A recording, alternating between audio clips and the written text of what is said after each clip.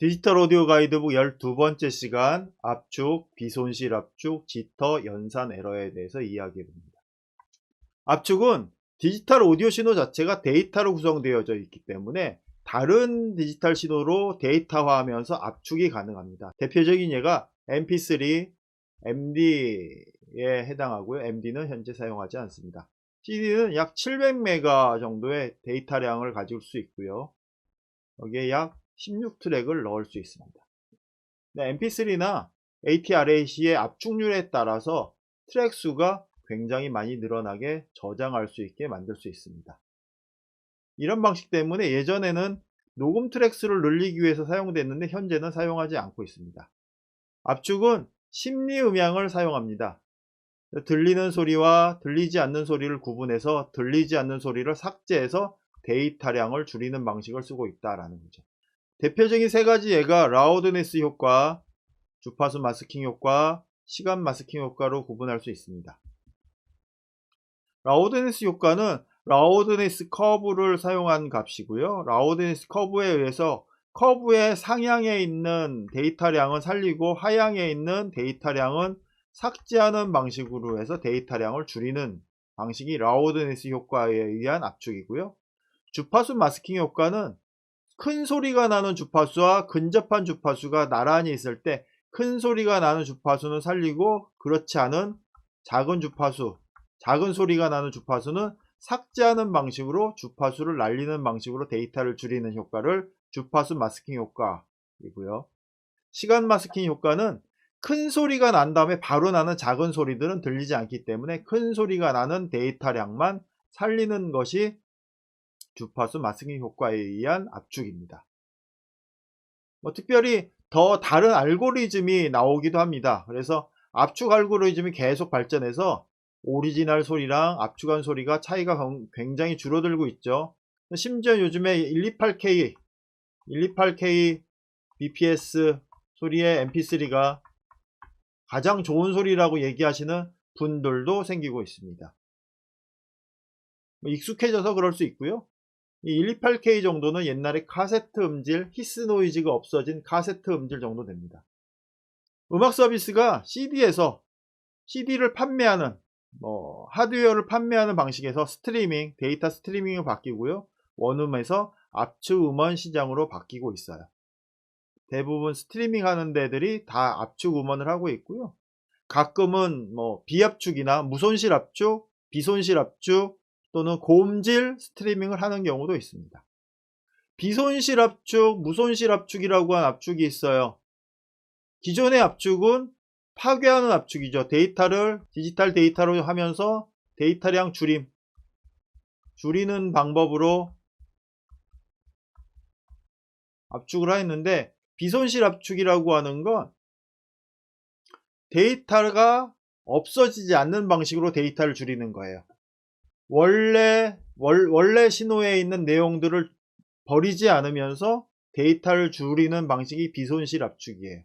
손실 압축은 심리 음향적인 효과를 이용해서 원음 데이터를 버리는 방식이니까 원상복구가 불가한 방식이에요. 한번 압축하면 다시 원상복구가 안 됩니다. 근데 비손실 압축이라고 하는 것은 선형 예측 방법으로 압축하고 재배열을 해버려요. 오디오 데이터 샘플을 수열로 배열해 볼륨 라이즈 코딩이라고 하는 것으로 해서 저장을 한다라는 거예요. 소리가 없는 구간 또는 반복된 신호인 경우에 반복 부호를 사용해서 저장해 버리죠.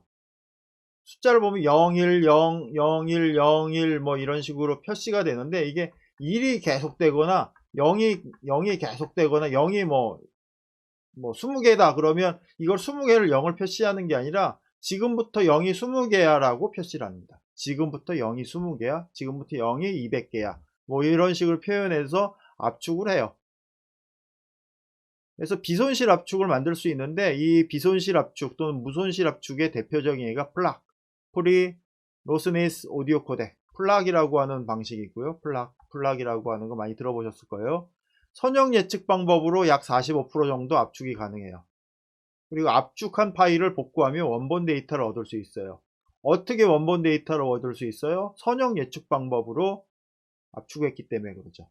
mp3 같은 경우는 압축하면 원복 불가, 원상 복구가 불가능한데 이 무손실 압축은 원본 데이터를 얻을 수 있다. 그리고 압축한 상태에서 스트리밍도 가능해요. 그리고 누구나 사용할 수 있는 프리 컨테이너 포맷인데, 여기서 컨테이너라는 단어는 자동차 트럭에 실는 컨테이너만 생각하실 텐데, 여기 코덱에서 컨테이너라고 하는 얘기를 써요.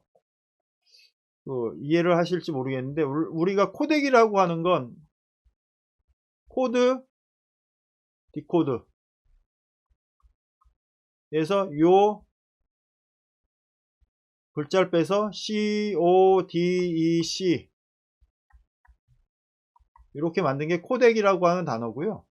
이 코덱이라고 하는 말 자체가 어떤 데이터를 배열하는 방식인데, 이 배열하는 방식을 여러 가지가 섞여 있는 경우, 영상이나 오디오 파일이나 또는 여러 가지 데이터가 섞여 있는 코드가 여러 가지인 경우, 코덱이 여러 개가 있는 경우를 컨테이너라고 합니다. 컨테이너 뭐라고요? 코덱이 여러 개, 복합 코덱 또는 여러 개의 코덱이 있을 때 컨테이너라고 하고, 여기서 풀이라고 하는 건 누구나 사용할 수 있는 프리 컨테이너 포맷이 되는 거예요. 플락은 프리 컨테이너다 라고 하는 겁니다. 플락은 CD에 원본 데이터를 보관할 때 아주 유용한 도구가 돼요. 픽스드 포인트로 32비트 192kHz 8채널까지 한꺼번에 지원이 되고요. 스테레오 2채널부터 5.1 해서 8채널까지 한 번에 압축해서 높일 수 있어요. 음원 데이터가 많이 있는 분들이 또는 프로덕션이 플락이라고 하는 데이터 방식으로 저장을 하면 하드를 절반 정도 더 얻을 수 있게 되는 거죠. 그리고 플락으로 스트리밍이 가능한데, 스트리밍 사용할 시에 CRC나 체크썸을 이용해서 에러수 정도 가능하다라고 하는 겁니다. 굉장히 훌륭한 포맷이 되는 거죠.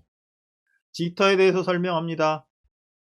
지터를 알기 전에 워드클락을 생각해 봐야 되는데, 워드클락은 높은 주파수의 구형파, 사각파입니다. 구형파라고 하는 건 이런 파를 얘기를 해요. 이런 사각파인데, 이 사각파가 외부 간섭에 영향을 잘 받습니다. 대표적인 예가 전자파, RFI가 레디오 프리퀴시 인터퍼런스, 전파가 와서 여기를 갉아먹는다는 얘기예요. 막 이렇게 데이터를. 그래서 정확히 전달이 되지 않습니다. 워드클락은. 이런 현상을 지터라고 표시하는데, 지터는 송신 쪽에서 보낸 워드클락 파형하고 수신 쪽에서 받은 워드클락 파형의 차이를 지터라고 해요. 이런 지터가 생기면 샘플레이트가 부정확하게 되죠. 샘플레이트가 부정확해지니까 오디오 신호의 품질에도 아주 나쁜 영향을 받습니다. 결과적으로 지터가 생기면 디지털 음질이 저하가 돼요. 지터 대비책이 필요합니다. 지터 문제를 대응하는 기능을 보통 내장해서, 요즘에 사용되는 모든 디지털 장비의 내부에는 오실레이터가 장착이 되어져 있습니다. 특별히 기능이 내장되어 있냐 없냐를 따질 필요는 없어요. 거의 모든 장비가 오실레이터가 들어가 있다. 그리고 회로적으로 버퍼 기능을 사용해서 리젠이 사용될 수 있도록, 리젠이라고 하는 건 리제네레이션입니다. 그러니까 받은 구형파를 다시 복구해서 리제네팅 합니다. 이런 파형이 오면 결국 파형의 모양은 이런 식의 파형이 돼요. 근데 이걸 리젠 해버리면 이런 파형으로 만들어 줄 수 있겠죠. 다시 이 리젠에서 같은 클럭의 타이밍을 맞춰서 보내는 걸 리젠 기능입니다. 이런 식으로 해서 지터를 예방하기도 하고요. 일정 품질 이상의 좋은 장비를 써야 되고, 디지털 장비는, 그리고 워드클럭 케이블을 굉장히 좋은 걸 써야 됩니다. 이건 BNC 타입의 워드클럭 케이블인데 굉장히 고품위의 케이블이에요.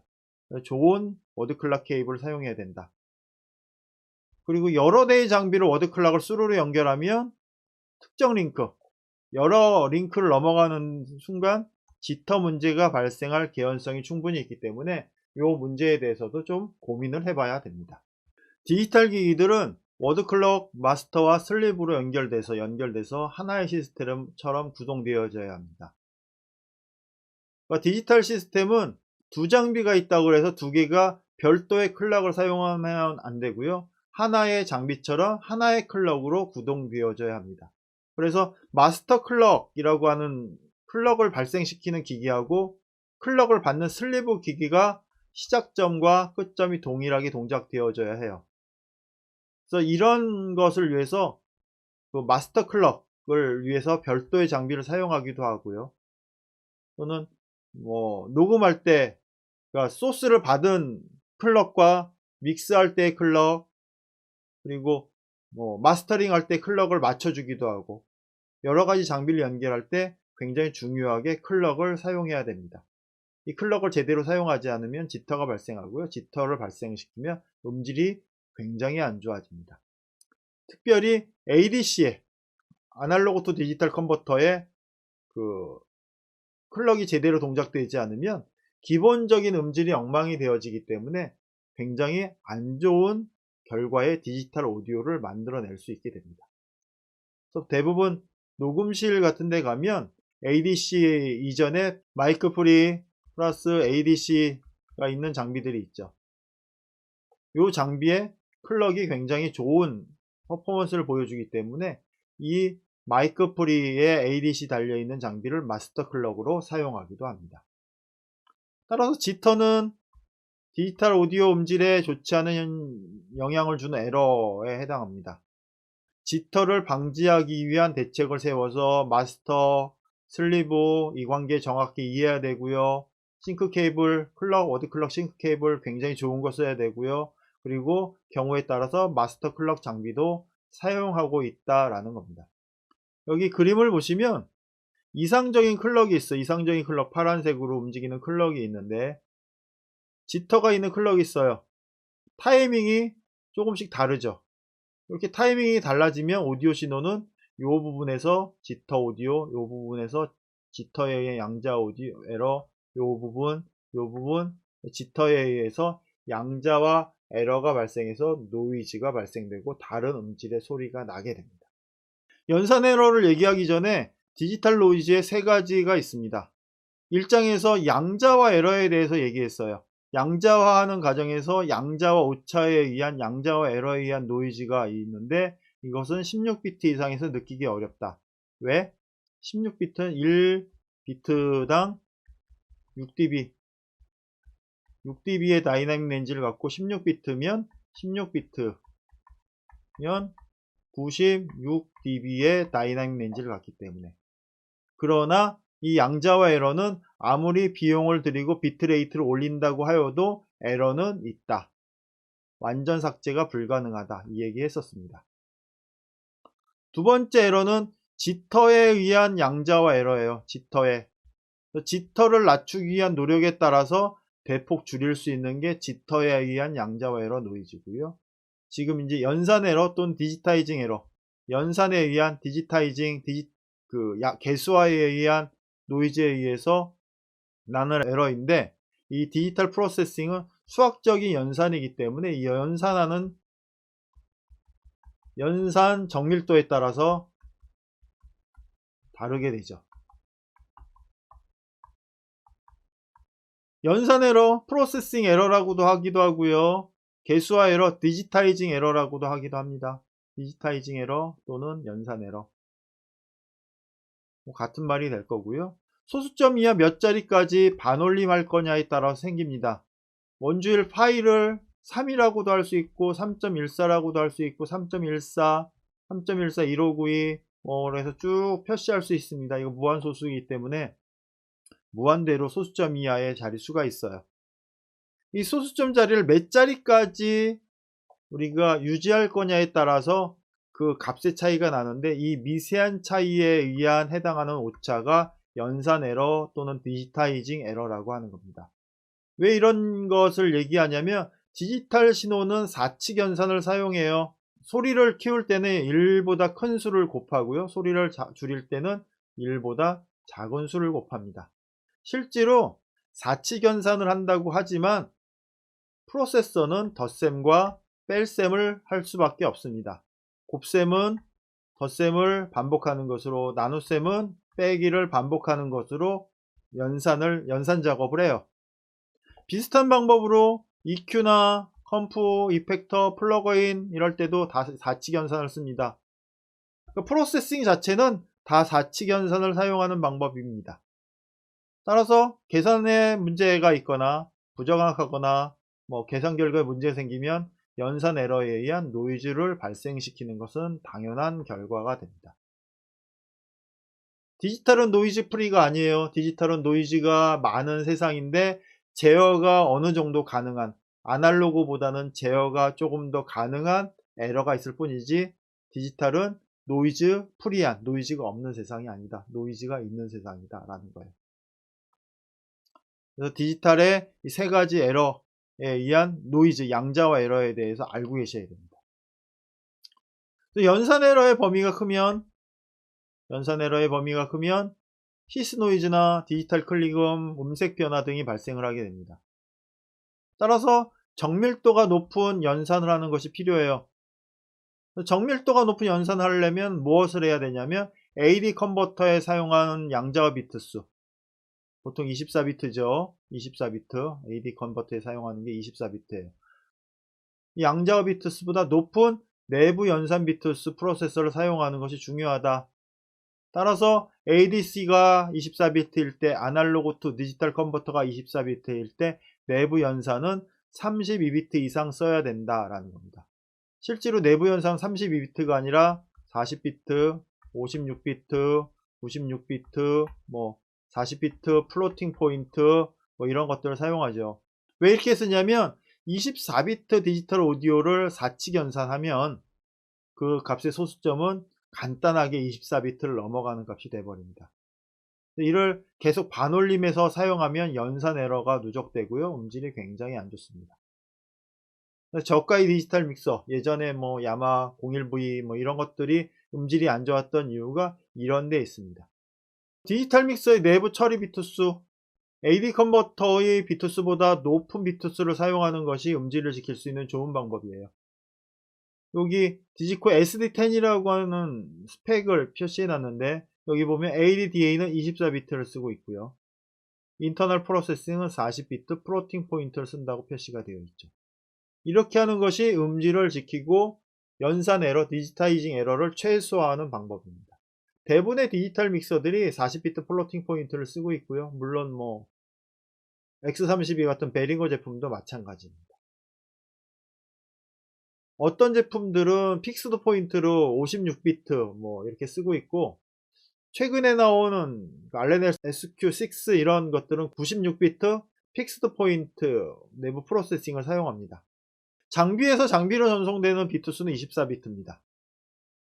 그래서 높은 비트수로 연산한 후에 24비트로 개수화 또는 반올림, 양자와 에러가 발생하게 되죠. 낮은 비트로 계속 처리해서 개수화하면 에러율이 높을 수 있고요. 높은 비트수에서 플로팅 포인트나 이런 것들로 처리하면 굉장히 좋은 효과를 낼 수 있습니다. 여기서 40비트 플로팅 포인트는 32비트는 다이나믹 렌지 확보하고요. 8비트, 6비트 정도 쓰는데 6비트는 위치, 범위, 다이나믹 렌즈의 범위를 지켜줍니다. 그래서 결국 어떤 정도의 다이나믹 렌즈를 갖게 되냐면 2000dB의 다이나믹 렌즈를 갖게 만들어줍니다. 2000dB 이상.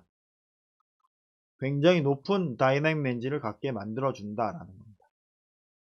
정밀도가 높은 연산 처리로 높은 비트 연산과 마지막에 개수화한 경우와 개수화를 계속하면서 연산을 한 경우는 에러율이 다릅니다. 높은 비트 연산과 마지막에 개수화한 것이 에러율이 낮고요. 연산 에러에 의한 노이즈도 최소화가 됩니다. 이렇게 하는 것이 더 좋은 음질을 내도록 처리하는 방법에 해당합니다. 여러분들은 이제 본인들이 사용하는 디지털 믹서의 스펙을 찾아보실 필요가 있습니다. 베링거를 쓰시건 마이다스를 쓰시건 야마를 쓰시건 알렌S를 쓰시건 어떤 회사의 것을 쓰시든 ADDA 컨버터와 인터널 프로세싱, 내부 프로세싱이 몇 비트의 장비로 몇 비트로 프로세싱 되는지 확인해 보시면 우리 장비는 비싼 만큼 좋은 성능을 내는구나, 아니 비싼데 별로 안 좋은 성능을 내는구나 하는 것들을 알 수 있게 됩니다. 오늘은 압축, 비손실 압축, 지터, 연산 에러에 대해서 이야기해 봤습니다. 서로 동떨어진 얘기들을 이렇게 한꺼번에 하다 보니까 연결이 되는 것 같지는 않지만, 여러분들 책을 잘 보시면서 강의를 잘 따라오시길 바랍니다. 오늘 여기까지 하도록 하겠습니다. 감사합니다.